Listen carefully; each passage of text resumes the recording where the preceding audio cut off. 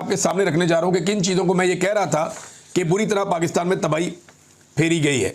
कौन से बड़े बड़े जो है वो कंपनियां हैं जो पाकिस्तान को छोड़कर चली गई, जैसे कि माइक्रोसॉफ्ट पाकिस्तान में बंद करके अपने दफ्तर जा रही है।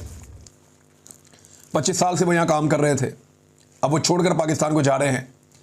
तो ये तो पाकिस्तान के लिए एक बड़ा नेगेटिव है, बहुत बड़ी तादाद में लोग बेरोजगार हो जाएंगे। इसमें रिजवान गलज़ई साहब ने बड़ा अच्छा काम किया, उन्होंने एक रिपोर्ट तैयार की है, उसमें चंद उन बड़ी कंपनियों के नाम बताए हैं जो पाकिस्तान से अपना कारोबार बंद करके चले गए। शेल कंपनी अपने 77.42% जो शेयर्स है वो बेचकर जून 2023 में चली गई। पार्को पेट्रोलियम कंपनी अपने 50% शेयर्स बेचकर पाकिस्तान से चली गई।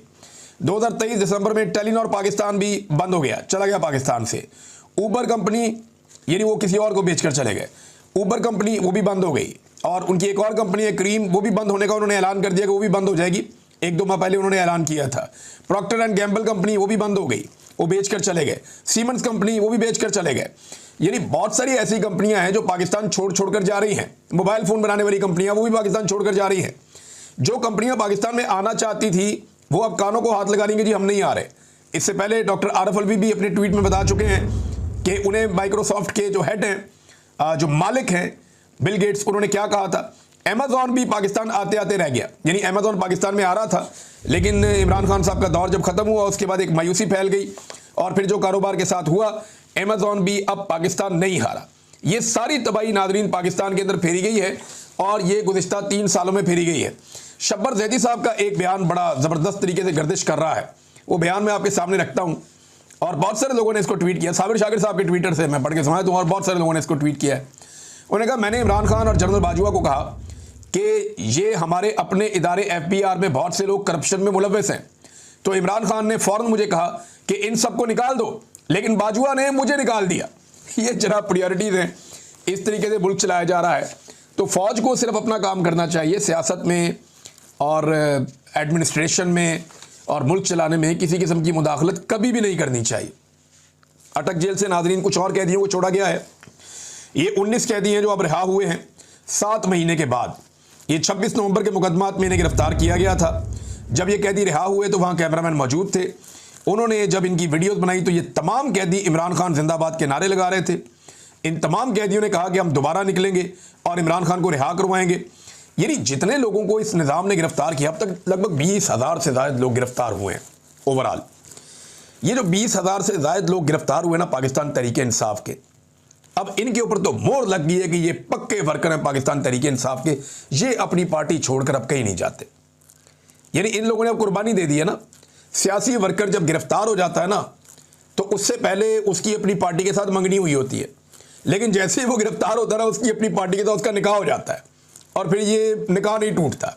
ये पीपल्स पार्टी के साथ भी हमने होते देखा, जमात इस्लामी के साथ भी होते देखा, ये हमने PMLN के साथ भी होते देखा। लेकिन जितने बड़े पैमाने पर गिरफ्तारियां इनकी हो गई हैं पाकिस्तान तहरीक इंसाफ की, भाई इतनी बड़ी गिरफ्तारियां तो हमने सुनी भी नहीं थी। और पंजाब के अंदर इस पैमाने पे ये तो सवाल ही पैदा नहीं होता।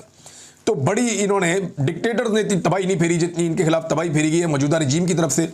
मिलिट्री एस्टेब्लिशमेंट ने और मौजूदा हुकूमत ने मिलकर जो पाकिस्तान तहरीक इंसाफ के साथ जुल्म जबर और फस्तायत किया, ये लोग पूरी ताकत से खड़े हो गए। वो सरम जावेद खान वो रिहा होते ही उन्होंने डायरेक्टली फिर अटैक किया हुकूमत के ऊपर। यानी रिहा होते ही एग्जैक्टली वही जुमले, वही बातें, वही मोमेंटम था उनका बात करने का जो उनका गिरफ्तार होते वक्त था। अब एक लड़की है सनम जावेद खान और एक बड़ी उम्र की खातून है मरियम नवाज शरीफ। अब मरियम नवाज जो है, आपको गौर करें ना, जरा पीछे जाए आप, जरा सी तकलीफ आती थी तो 4-4 महीने 3-3 महीने उनका ट्विटर ही बंद हो जाता था।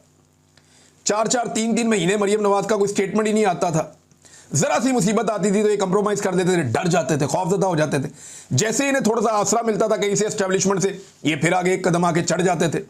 जनरल बाजवा पीछे पीछे इनको थोड़ा सा हलाशेरी देता रहता था।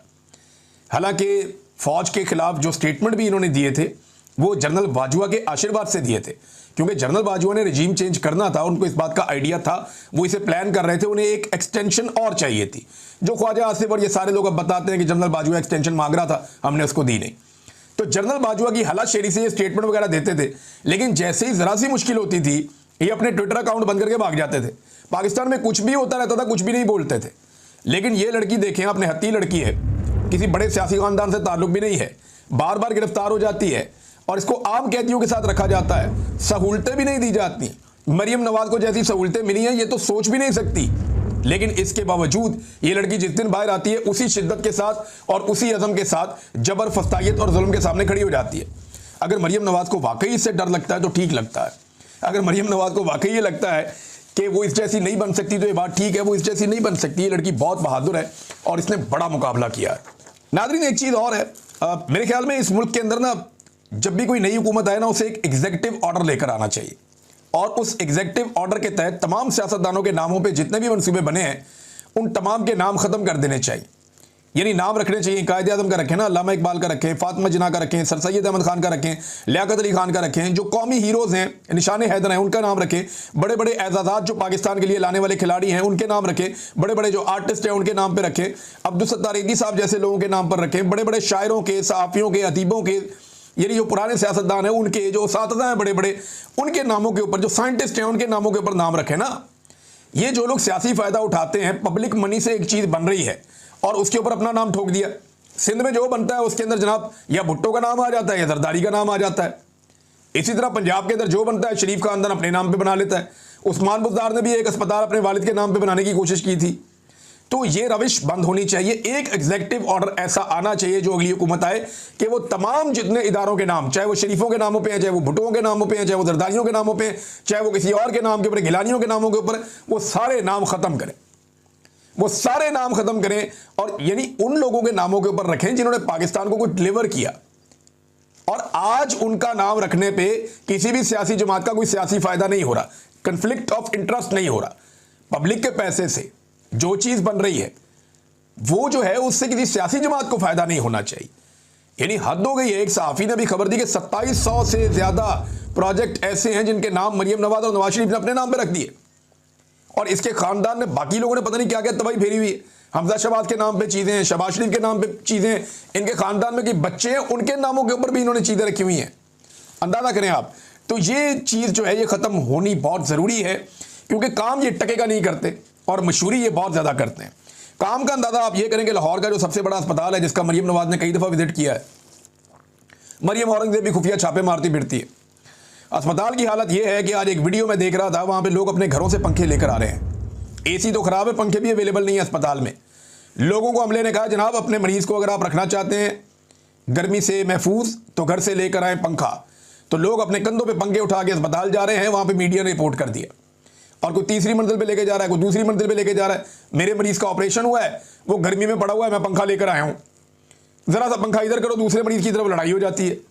वो कह रहे हैं जनाब बिल्कुल सहूलतें अवेलेबल ही नहीं है, दवाइयाँ भी नहीं मिल रही हैं अस्पताल के अंदर। डॉक्टर्स ने वहाँ पे बात की, उन्होंने कहा जी हम भी एहतजाज करने जा रहे हैं, यहाँ कोई सहूलत अवेलेबल नहीं है। यहाँ पे हुकूमत ड्रामे करने आ जाती है, किसी किस्म की फैसिलिटी नहीं दी गई और लोगों के पास जो एक सहूलत थी सेहत कार्ड की कि वो जहाँ से दिल करे जाके इलाज करवा लें, वो सहूलत भी मरियम नवाज ने लोगों से छीन ली है।